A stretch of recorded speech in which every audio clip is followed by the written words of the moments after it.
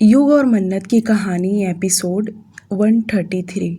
नैना घर आई तो नारायण जी उससे पूछे कि वह अकेले क्यों आई, ड्राइवर को पहले ही घर क्यों भेज दी। ये सुन नैना बोली, पापा जी मैं शाम को आने वाली थी पर रेहान जी मुझे लेने आने वाले थे इसलिए ड्राइवर को पहले ही भेज दी और रेहान जी अभी मुझे छोड़कर ऑफिस चले गए। ये सुन तो नारायण जी को ताज्जुब हुआ कि उनका बेटा आज ड्राइवर का काम किया। ये छोटी सी खुशी उनके लिए बहुत बड़ी थी। इसी खुशी के चलते नारायण जी ने नैना से बोले, बहू इस बात पर चलो जल्दी से अपने हाथों से चाय बनाकर पिला दो। ये सुनते नैना मुस्कुराते हुए किचन में चली गई। उसने अपने हाथों से चाय बनाई। ससुर और बहू दोनों बैठकर गार्डन में चाय साथ में पिए। चाय पीने के बाद नैना और नारायण जी काफ़ी देर तक गार्डन में बैठे थे। नैना उनका व्हीलचेयर पकड़ के गार्डन के साइड साइड में घूमने लगी। थोड़ी देर के बाद नैना उन्हें पास के एक पार्क में लेकर गई और करीब 1 घंटे तक वह पार्क में नारायण जी को लेकर रही। 7 बजने के पहले उन्हें लेकर बंगले पर पहुंच गई। नारायण जी जब से थोड़ा बाहर घूमने फिरने लगे तब से उनकी तबीयत में काफ़ी सुधार आया और वह आजकल बहुत फ्रेश रहने लगे थे। उनके चेहरे पर एक अलग ही रौनक आ गया था। नैना जब अपने कमरे में आई तब वह सोफे पर बैठकर रेहान के बारे में सोचने लगी कि आज वह किस तरह उसके लिए भागते हुए आया और उसे अपने सीने से लगाना। वह इतना उसे टाइटली हग किया था। वह जो एहसास था वह नैना अपने ज़हन से निकाल ही नहीं पा रही थी, बल्कि वह अपने आगे के बदन को सूंघी तो उसे अभी भी रेहान के परफ्यूम की स्मेल आ रहा था। उसका हाथ जो उसके बैक साइड पर टच हो रहा था, ये सब नैना बहुत ही फील कर रही थी। वह चाहकर भी वह सब अपने दिमाग से नहीं निकाल पा रही। नैना सोफे पे अपना सिर पीछे की ओर टिकाकर आंखें बंद करके रेहान के कहे हुए एक एक शब्द को दोहरा रही थी कि वह किस तरह आया और दौड़ते हुए उसे अपने सीने से लगा लिया और लगातार हाँफते हुए नैना से कहे जा रहा था कि मैं बहुत डर गया था, मुझे लगा मैंने तुम्हें खो दिया। उसके हर एक शब्द को नैना बार बार रिपीट किए जा रही थी और अचानक से उसके होठों पर हल्की स्माइल आ गए, जैसे कि आज जो कुछ हुआ नैना को सच में रेहान जरा भी समझ में नहीं आ रहा। उधर ऑफिस में रेहान ने एक पैसे का भी काम नहीं किया, बल्कि वह अपने कैबिन में बैठे आज जो उससे हरकत हुआ था उसके बारे में सोच रहा था। पहले तो उसे बुरा लगा कि वह जिस तरह दौड़ कर गया और नैना को सबके सामने गले लगा लिया, तो नैना उसके बारे में क्या सोचती होगी, यहाँ तक कि उसकी फैमिली वाले। पर जब उसके दिमाग में यह बात आता कि अगर नैना का सचमुच एक्सीडेंट हो गया रहता तो वह क्या करता, पर वह भगवान का लाख शुक्रगुजार मान रहा था कि यह सिर्फ एक मजाक था, क्योंकि उसे उस वक्त सच में बहुत डर गया था। उसे ठीक तरह से गाड़ी भी चलाने नहीं आ रहा था। उसके दिमाग में तरह तरह के ख्याल भर गए। यही सब सोच उसका दिमाग काम करना बंद हो गया और वह बिल्कुल भी ऑफिस का काम नहीं किया, बल्कि वह जल्दी से अपना मोबाइल और कोट लेकर कैबिन से बाहर निकला ताकि घर जा सके। और आज 8 भी नहीं बजा उसके पहले ही वह घर पहुंच आया। घर आते ही देखा तो उसके डैड लिविंग एरिया में बैठे टीवी देख रहे थे, तो वहीं किचन में नैना अपने हाथों से खाना बना रही थी। घर में जो रौनक था सच में रेहान को बहुत सुकून दे रहा था।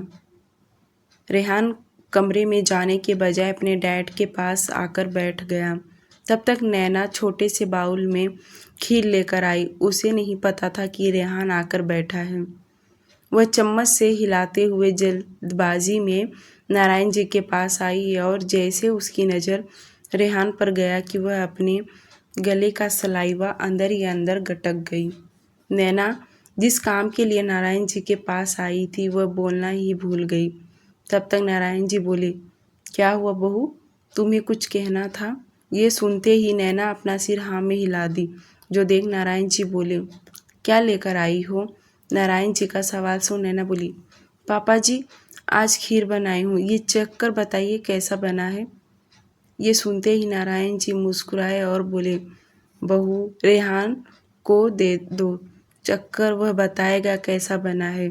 नारायण जी का इतना कहना कि नैना न चाहते हुए भी वह बाउल रेहान के तरफ बढ़ाई। रेहान कुछ भी रिएक्ट नहीं किया, बल्कि उसने नैना के हाथ से वह खीर लिया और एक चम्मच उठाकर मुंह में डाला। सच में लाजवाब खीर बनाई थी और इन दिनों तो नैना के हाथों का खाने का सबको आदत लग गया था। और नारायण जी हो या रेहान हो, वही हाल नैना के मामा के घर का भी था।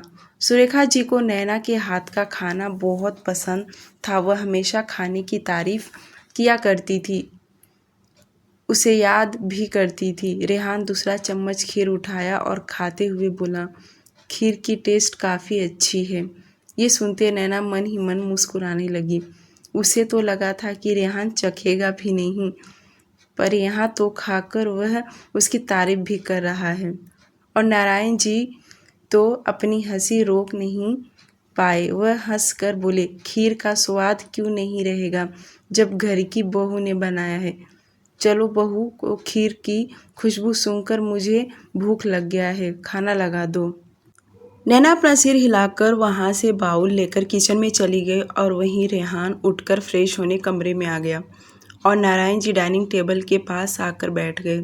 कुछ ही देर में तीनों डाइनिंग टेबल पर बैठकर खाना खाने लगे और नैना ने खीर के साथ पुलाव भी बनाई थी, क्योंकि रेहान उसके मामा के घर पर ठीक तरह से खाया नहीं था, जिसके चलते वह घर आकर खास करके उसके लिए पुलाव बनाई थी। रेहान ने जब प्लेट में पुलाव देखा तो नज़र उठाकर नैना की तरफ देखा, जो उसे ही देख रही थी। और रेहान को इस तरह देखता देख नैना तुरंत अपनी नज़रें नीचे झुका ली। वहीं रेहान भी टेढ़ा मुस्कुराया और पुलाव खाने लगा।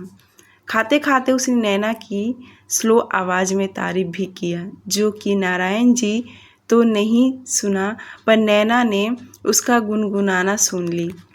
वह अपने एक हाथ से अपनी गर्दन को मसल रही थी, क्योंकि आजकल जो छोटे मोटे जो उन दोनों में बदलाव हो रहा था, वह उन्हें भी ठीक तरह से समझ नहीं आ रहा।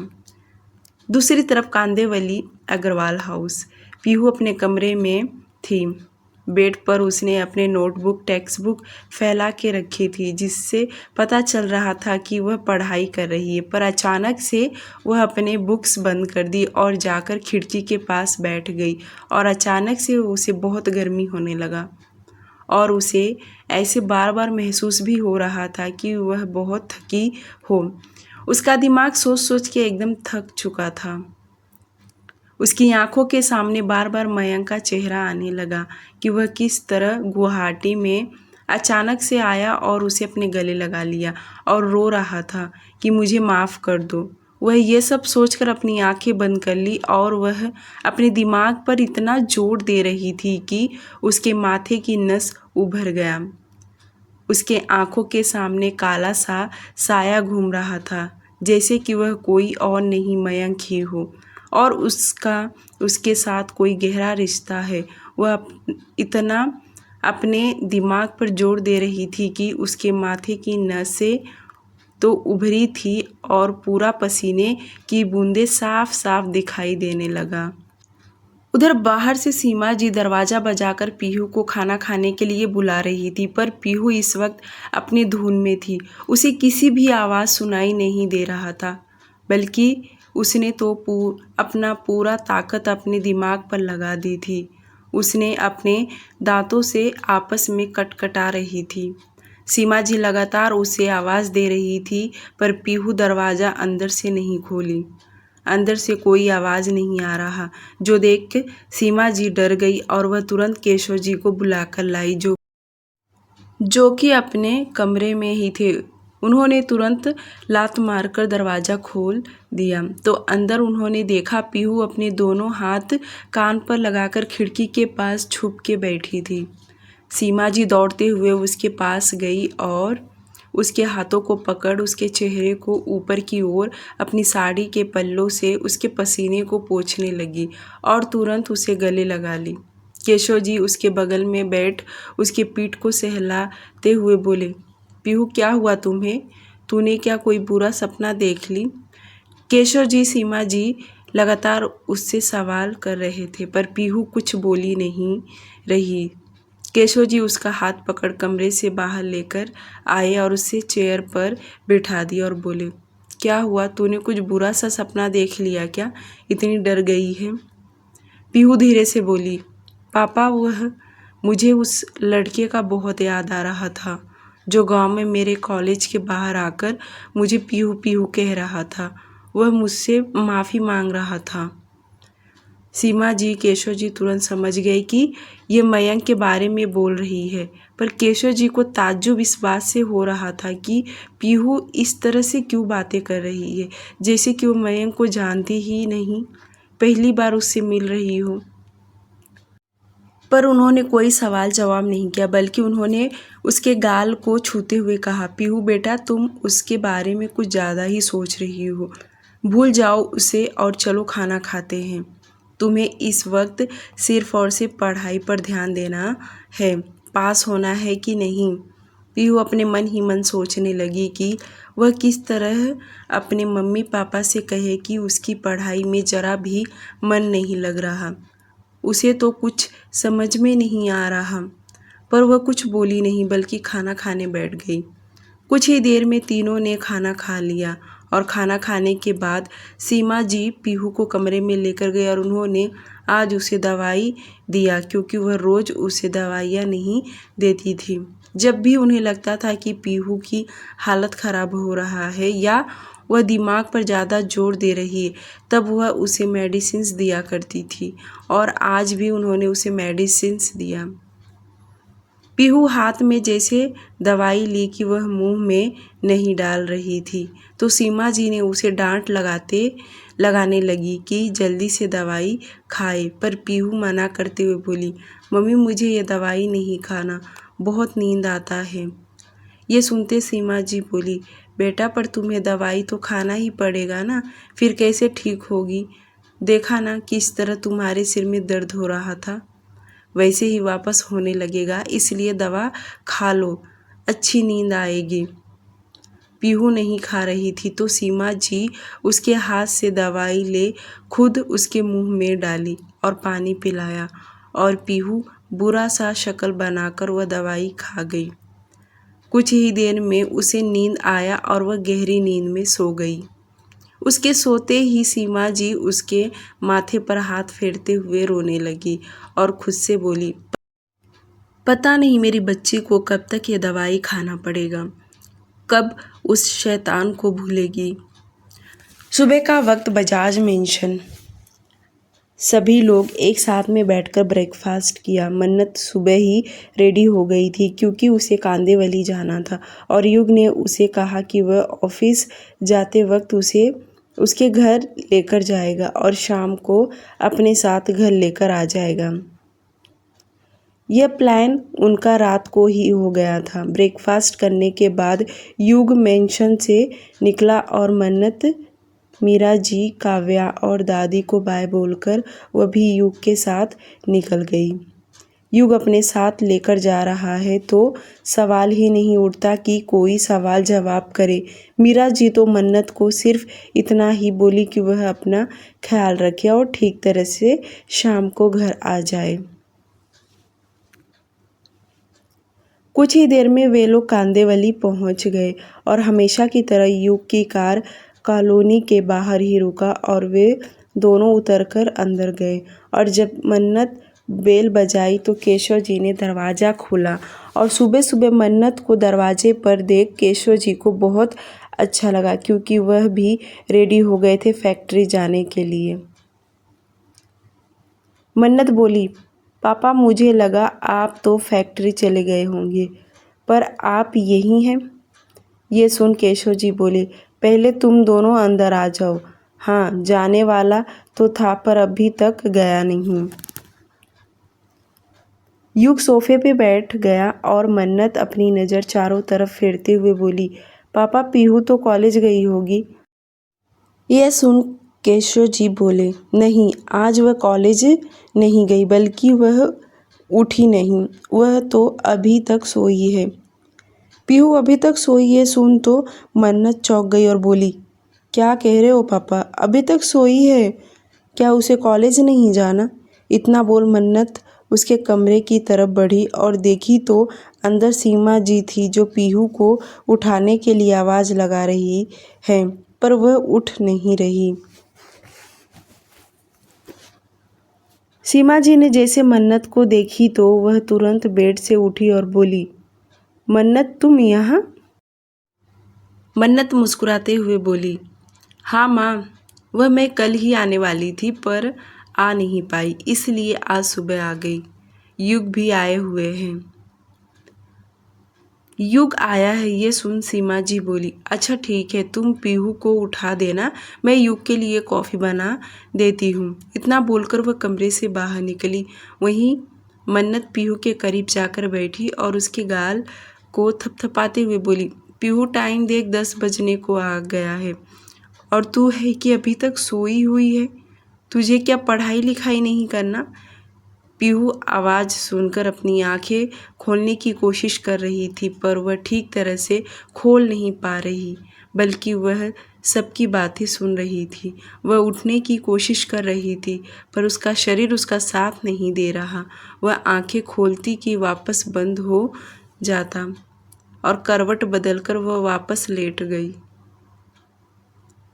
उसको इतना करवट बदलता देख, सोता देख मन्नत उसका हाथ पकड़ उसे खींचकर उठाने लगी, तो भी पीहू उठ नहीं रही। उसका शरीर इतना ढीला था कि एक पल के लिए मन्नत को डर लग गया कि कहीं पीहू को कुछ हो तो नहीं गया। अचानक से उसके दिल में ये ख्याल आया और उसकी धड़कनें तेजी से धड़क उठा, जैसे कि वह अपनी बहन को खोने वाली है। मन्नत पीहू को उठा रही थी, पर वह उठने का नाम नहीं ले रही, जो देख मन्नत अब अंदर ही अंदर घबराने लगी। उसे बहुत टेंशन आने लगा, आखिरकार उठ क्यों नहीं रही है, क्योंकि थोड़ी देर पहले तो उसकी माँ उसे उठा रही थी और अब मन्नत उठा रही है, फिर भी नहीं उठ रही। मन्नत तुरंत वॉशरूम में गई और मग में थोड़ा सा पानी लेकर आई और पीहू के मुंह पर पानी के छींटे मारे। अब जाकर पीहू थोड़ी थोड़ी आंखें खोली, पर वह लगातार अपने पलकें बंद कर रही थी। पीहू बेड पर सोई हुई तड़प रही थी, पर उसकी तड़प किसी को दिखाई नहीं दे रहा। पर मन्नत को अपनी बहन की हालत देखा नहीं जा रहा था। वह तुरंत कमरे से बाहर आई और आते ही अपने पापा से बोली, पापा मुझे पीहू की तबीयत कुछ ठीक नहीं लग रहा, मैं कब से उसे उठा रही हूँ पर वह उठने का नाम ही नहीं ले रही। वह ऐसा कभी करती नहीं है, ज़रूर उसकी तबीयत खराब है। मैंने उसके मुंह पर पानी के छींटे मारे तो भी नहीं उठ रही, प्लीज़ डॉक्टर को बुलाइए ना।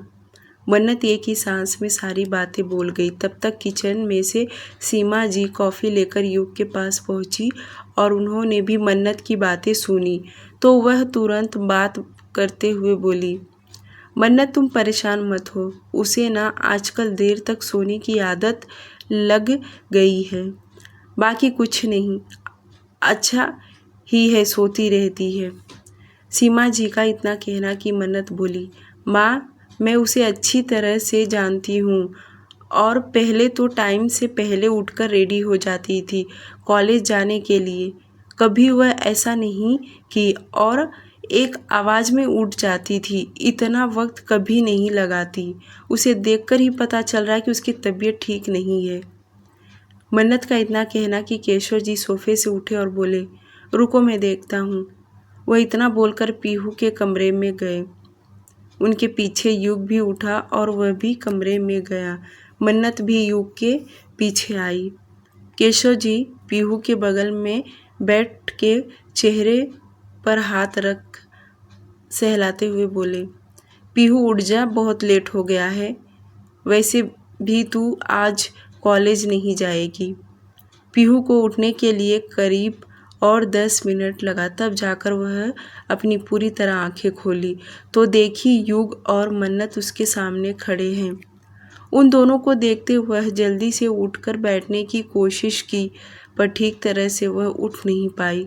जो देख मन्नत जल्दी से उसके पास जाके उसकी बाहें पकड़ के उठा के बिठा दी। उसका चेहरा हल्का स्वेलिंग दिखाई दे रहा था। जो देख मन्नत अपने हाथ से उसके चेहरे को पकड़ फिक्र करते हुए बोली, पीहू तुझे देखकर तो ऐसा लगता है कि तू मेरी पीहू है ही नहीं। तू आलसी तो थी पर कमज़ोर बिल्कुल भी नहीं थी। कैसी हो गई है तू? बिल्कुल भी फ्रेश नहीं दिखाई दे रही है।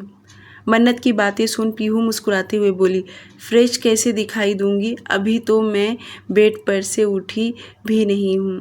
जब नहा लूँगी तब आपको फ्रेश दिखाई दूंगी। मन्नत और पीहू बातें कर रही थी तो केशव जी कमरे से बाहर चले गए। उनके पीछे सीमा जी भी चली गई। मन्नत को पीहू से बहुत कुछ पूछना था, पर पूछने के लिए उसे अजीब भी लगता था। वह नहीं चाहती थी कि पूछकर उसका दिल दुखा दे। उसे तो यही लग रहा था कि यह सब मयंक की वजह से हो रहा है। वह बहुत ज़्यादा टेंशन ले रही है, जिसकी वजह से उसकी ऐसी हालत हुआ है, इसलिए वह कुछ बता नहीं रही। युग भी पीहू को बड़े गौर से देख रहा था। जहाँ तक वह पीहू को जानता है, सच में अब उसके अंदर बहुत बदलाव आ चुका था। उस दिन जब आया था तो गिने चुने 2-4 शब्द ही बोली होगी, और आज भी वही हाल है। इतना उसके पहले तो वह लगातार जीजू जीजू किया करती थी और अपनी बहन का तो जान खा जाती थी। मन्नत पीहू से बोली, रुक मैं तेरे लिए चाय लेकर आती हूँ। इतना बोलकर मन्नत कमरे से बाहर निकल ली। युग अभी वहीं खड़ा रहा। अब कमरे में सिर्फ 2 लोग ही रह गए। पीहू कुछ कहने के बजाय अपनी नज़रें नीचे झुकाए बैठी रही। युग भी कमरे से बाहर जाने को हुआ, पर कुछ सोचकर वह रुक गया और पीहू के तरफ देख बोला, पीहू तुम्हारी तबीयत ठीक तो है ना? युग का इतना पूछना कि पीहू स्लो आवाज़ में बोली, हाँ जीजू मैं बिल्कुल ठीक हूँ। उसका इतना कहना कि युग आगे पूछा, फिर तुम आज कॉलेज क्यों नहीं गई? युग का दूसरा सवाल सुनते ही पीहू नज़रें झुकाई बोली, जीजू मुझे बहुत नींद आ रहा है। मेरी तो आंखें ही नहीं खुल रहा। ऐसा लग रहा है कि अभी भी सो जाऊं, पर आप सब हो इसलिए मैं सो नहीं सकती। पीहू बहुत स्लो बातें कर रही थी। वह हर एक शब्द रुक रुक के बोल रही थी, जैसे कि उसे बात करने के लिए कोई फोर्स कर रहा हो। वह किसी से बात नहीं करना चाहती हो, पर मजबूरन उसे बोलना पड़ रहा है। वह बोल ही रही थी कि युग वापस बोल पड़ा, क्या मयंक वापस तुमसे बात करने की कोशिश किया? मेरा मतलब, क्या तुम्हारे कॉलेज के आसपास वह आया था? आप उसे कैसे जानते हो? पीहू अजीब तरह से चेहरा बनाकर पूछी। युग सच में उसे समझ नहीं पा रहा। माना कि वह मयंक से नफरत करती है, पर यह किस तरह की नफरत है वह बिल्कुल भी नहीं पहचान रही। उसके बारे में बात भी नहीं करना चाहती, ना किसी से उसके बारे में जिक्र कर रही है। युग अपने मन में बहुत कुछ सोच रहा था और अपनी नज़रें आसपास घुमा के देखा कि कोई आ तो नहीं रहा, तो कोई आसपास था नहीं, और मन्नत भी अभी तक आ नहीं रही। युग को सोचते हुए आगे बोला, मयंक से बात करना चाहोगी तुम? युग जानबूझकर पीहू से पूछ रहा था ताकि वह देख सके कि पीहू कैसा रिएक्ट करती है, और युग का सवाल सुनते ही बोली, कैसे जानते हो? वह बहुत गंदा इंसान है। वह गांव में कॉलेज के बाहर आकर रुका था, और जब मैं बाहर निकली तो वह मुझे अपने गले लगाकर माफ़ी मांगने लगा। मैं सच में उसे नहीं जानती हूँ, पर पता नहीं क्यों। पीहू इतना बोलकर चुप हो गई। जो देख उसके दिमाग में बहुत कुछ छप गया। वह भी सोचने लगा कि सच में इस लड़की को हुआ क्या है। मयंक का नाम सुनकर कोई रिएक्ट नहीं कर रही, जैसे सच में उसे जानती ना हो। युग और कुछ पूछने वाला था कि उतने में मन्नत चाय लेकर कमरे में आई और साथ में नाश्ता भी लेकर आई थी। उसको देखकर युग बोला, मन्नत मैं ऑफिस जा रहा हूँ, शाम को आ जाऊँगा तुम्हें पिकअप करने। इतना बोल युग कमरे से बाहर निकला और मन्नत नाश्ते का ट्रे टेबल पर रख वह भी जल्दी से बाहर निकली। तब तक युग एकदम बाहर आ गया था और मन्नत उसके पीछे से आवाज़ देते हुए उसे रोकने के लिए बोली। मन्नत की आवाज़ सुनकर युग रुक गया और वह उसके पास आकर बोली, युग मुझे पीहू को देखकर बहुत टेंशन आ रहा है। मैं सच कह रही हूँ, उसकी तबीयत ठीक नहीं है। मन्नत को इतना परेशान होता देख युग उसके गाल पर हल्के हाथ से थपथपाते हुए बोला, मन्नत तुम क्यों परेशान हो रही हो? असम में आने के बाद उसका क्लाइमेट चेंज हुआ है, इसलिए उसकी तबीयत में थोड़ा चेंज आया होगा। तुम इतना ज़्यादा सोचती हो, इतना भी मत सोचा करो। अब मैं चलता हूँ। आज तो तुम दोनों बहनें दिन भर बातें करना, पूरी रिकॉर्ड तोड़ देना। युग इतना बोल मुस्कुराया और जाने को हुआ कि मन्नत उसका हाथ पकड़ परेशान होते हुए बोली, युग एक बार डॉक्टर निहारिका से पीहू का चेकअप करवाओ ना। जब भी उसे देख रही हूँ, पता नहीं क्यों उसे देखकर बहुत टेंशन आ रहा है। ये मेरी पीहू लगी नहीं रही है। मन्नत का अपनी बहन के लिए इतना फिक्र देख युग अपना मोबाइल जेब पॉकेट से निकाल तुरंत डॉक्टर निहारिका को कॉल लगाया। 2-4 रिंग ही गया होगा कि डॉक्टर निहारिका ने युग का कॉल रिसीव कर ली और वह जैसे हेलो बोली कि इधर से युग बोला, डॉक्टर निहारिका मैं आपको एक एड्रेस भेज रहा हूँ। आज दिन में जब भी आपको टाइम मिले आकर चेक कर लेना। मेरी वाइफ आपको वहीं मिलेगी। युग का ऑर्डर है, भला डॉक्टर निहारिका मना कैसे कर सकती हैं। उन्होंने तुरंत हाँ कह दी। युग कॉल डिस्कनेक्ट किया तो मन्नत तुरंत उसका हाथ पकड़ मजबूती से पकड़ के बोली, युग थैंक यू। मन्नत के मुंह से थैंक्स सुन युग उसे घूर कर देख बोला, तुम्हारा प्रॉब्लम मेरा प्रॉब्लम है, जाओ अब अंदर जाओ। युग का इतना कहना कि मन्नत अपनी नज़रें नीचे झुका ली और मायूस होते हुए बोली, युग सॉरी, इन दिनों मेरी फैमिली के वजह से तुम्हें भी परेशान होना पड़ रहा है, पर एक तुम ही हो जो सब कुछ ठीक कर सकते हो। बाकी हमारी फैमिली में ऐसा तो कोई है ही नहीं। काश मेरा कोई अपना भाई होता। कुछ ज़्यादा ही हो रहा तुम्हारा थैंक्स सॉरी। जब तुम मानती हो कि तुम्हारे घर में तुमसे बड़ा कोई नहीं है तो मुझे करना ही पड़ेगा ना। युग के मुंह से इतनी अच्छी बातें सुन मन्नत मुस्कुराते हुए घर के अंदर चली गई और युग तुरंत वहाँ से निकला और कार में बैठ वहाँ से निकल गया। थोड़ी देर के बाद केशव जी भी फैक्ट्री के लिए निकल पड़े। सुबह के 11:25 अग्रवाल हाउस। डॉक्टर निहारिका की कार कॉलोनी के बाहर आकर रुका और वह एड्रेस पूछते हुए केशव जी के घर जा पहुंची और जब उन्होंने बेल बजाया तो मन्नत आकर दरवाज़ा खोली। डॉक्टर निहारिका को इतना जल्दी अपने घर देख मन्नत मुस्कुराते हुए उसका वेलकम की। डॉक्टर निहारिका के हाथ में मेडिकल किट बॉक्स और वह अंदर आ गई।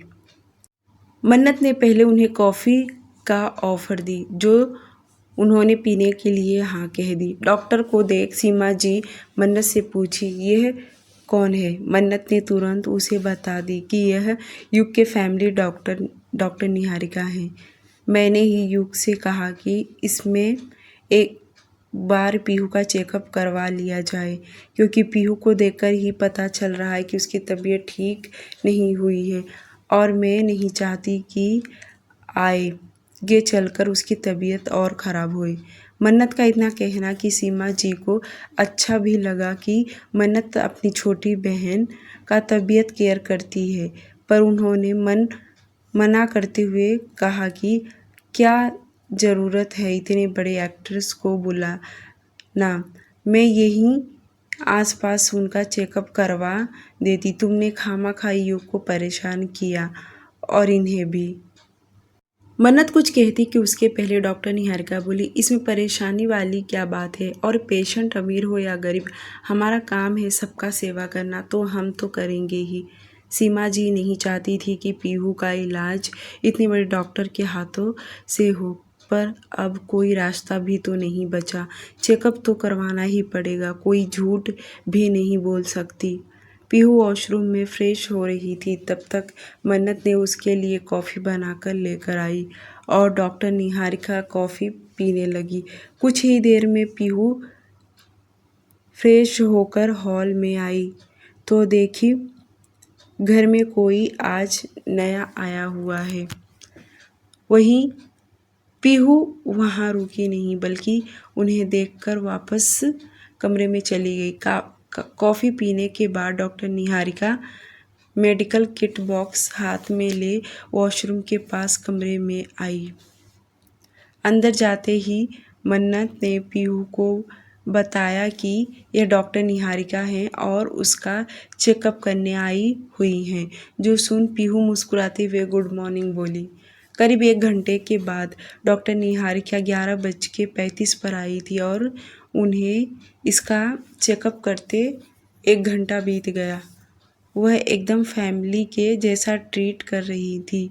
उससे बहुत कुछ पूछ कर लिया।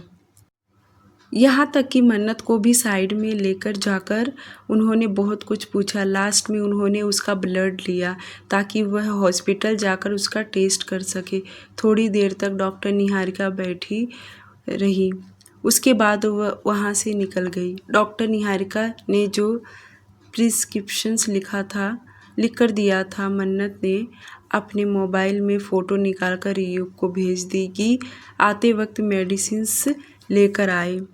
दिन कैसे बीत गया पता नहीं चला। दोनों बहनें बहुत सारी बातें की। पीहू तो बहुत कम बातें कर रही थी, मन्नत ही ज़्यादा आज बोल रही थी। वह चाहती थी कि उसकी बहन पहले के जैसा उससे बात करे, मस्ती करे, पर पीहू बहुत शांत रह रही थी, यहाँ तक कि वह दिन में भी सो गई। शाम को युग केशव जी के घर आया और साथ में वह दवाई लेकर आया था। उसने पीहू को मेडिसिन्स लेना है वह प्रिस्क्रिप्शन के हिसाब से बता दी। युग 5 मिनट और रुका, उसके बाद मन्नत को अपने साथ लेकर केशव जी से अलविदा किया और वहाँ से निकल पड़ा। रास्ते में मन्नत युग को बहुत कुछ बता रही थी कि आज उसका दिन कैसा गया। सबसे ज़्यादा वह बातें पीहू के बारे में ही बोल रही थी। युग को भी पीहू के अंदर काफ़ी ज़्यादा चेंज नज़र आया। वे दोनों इसी तरह पीहू के बारे में बातें करते हुए घर पहुंच गए। घर आते वक्त उन्हें देर हो चुका था और सभी लोग दोनों ने खाना खाने पर इंतज़ार कर रहे थे, पर क्योंकि उन्हें भी पता था कि युग और मन्नत डिनर साथ में करने वाले हैं। आते ही पहले वे दोनों फ्रेश हुए, उसके बाद सभी लोग साथ में बैठकर खाना खाए। रात 1 बजे हॉस्पिटल। डॉक्टर निहारिका जब केशव जी के घर से हॉस्पिटल आई तो उन्होंने पीहू का ब्लड लैब टेस्ट करने के लिए दे दिया। वह रिपोर्ट उन्हें रात को 10 बजे उनके कैबिन में नर्स लाकर रख दिया था, पर उन्हें टाइम न होने की वजह से वह रात के 1 बजे फ्री होकर रिपोर्ट चेक कर रही थी। वह इस वक्त बहुत ही फ्री थी और आराम से वह 1-2 पेशेंट का फाइल चेक की।